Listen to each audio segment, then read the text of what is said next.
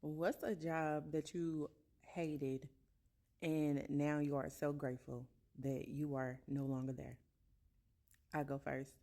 I have always been a person who loves to care for people, and right out of high school, I thought that I wanted to be a nurse. So I went to school for a little while, but I ended up dropping out. Then I got my certified nursing assistant job, and I used to work for people in their homes. I used to work at a nurse home, and then I thought I was doing it big when I finally got hired onto a hospital where I live, and in the city where I live.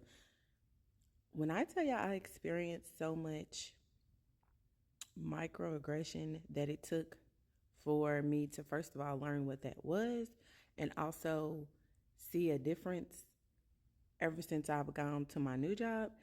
I was like, oh my gosh, and me being that one person who in the moment don't really know what to say, but then after it's over you have all of those, comebacks and all those things. I i truly thank God that I'm no longer in the healthcare field, because I don't know where my mind would be. And the boost of confidence that I have gained just over these last 4 years of changing my like whole career path, baby, I probably would have been in somebody's HR, getting fired because this mouth. But one thing that sticks out to me, and it just keeps coming back for whatever reason, so I guess I have to get it out. I was taking care of a patient who had a family member there. And this patient, was independent. Shout out to the CNAs. Y'all know what that means. Y'all ain't really got to do too much for them, right? So go in every once in a while, checking on them. She has a visitor, and we of course have to wear our badges. And you get your badges done during orientation, so you got to look business casual, because we're going to be wearing scrubs. So it is what it is. So we look a little different. This visitor of hers, who was a white male, because she was a white female, literally started talking to me in this 1990s ebonics that he thought was still relevant in the the later part of the 2010s, and was like, literally opened his mouth to ask me if black people pick their spouses by how light or how dark they are.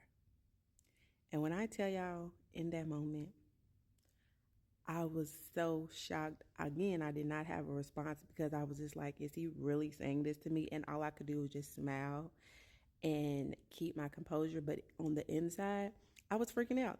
So then she's nervously laughing, trying to make it into this joke. And I was like, no, you love who you love. It doesn't matter. And then he looks at my badge and says, oh, girl, I didn't even recognize that was you, because you didn't have you had on your work clothes. You didn't have on your club clothes, your ghetto clothes, your ghetto girl clothes. Sir, sir, no. I just looked at the lady and I was just like, do you need anything? Have a nice day. There's other times where I've been witness to it, where somebody who comes and transport the patients came into a black man's room that was one of my patients, and I guess realized through his chart that he was black, and came and said, yo, yo, yo, you ready to go? And me and him just looked at each other and was like, now, what is that about? And I have so many more stories, but I said that to say, thank God for a career change. Thank God for answered prayers, because again, I'm living in situations and things that I prayed for that I thought would take forever, forever, ever. And I'm just grateful that um I have grown from those things, and I learned from those things, and I understand that people are ignorant, but that doesn't mean that you have to give them that ignorance back.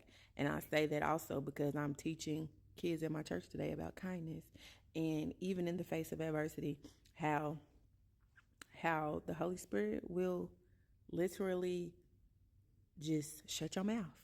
Because my mama told me I got a problem with shutting my mouth and not knowing, how to shut up. But in those moments, I thank God that I didn't react the way that I wanted to, or say the things that I should have said. Because like I said, there's been so many more instances where the microaggressions was real towards me and other black people that I work with. in the healthcare field. So for those of you at any job, not just the healthcare field, but remember to um, spread love and don't return evil for evil. Stand up for yourself, but do it in a way that shows that these people don't got no power over you and they can't control you. Do it with self-control. And always lead with love. Step into who God called you to be. And know that if you are in a situation where you're just trying your hardest to get out of it, you want more for yourself, you desire more for yourself, trust the timing, trust God's timing, trust the process, keep pressing no matter what it looks like.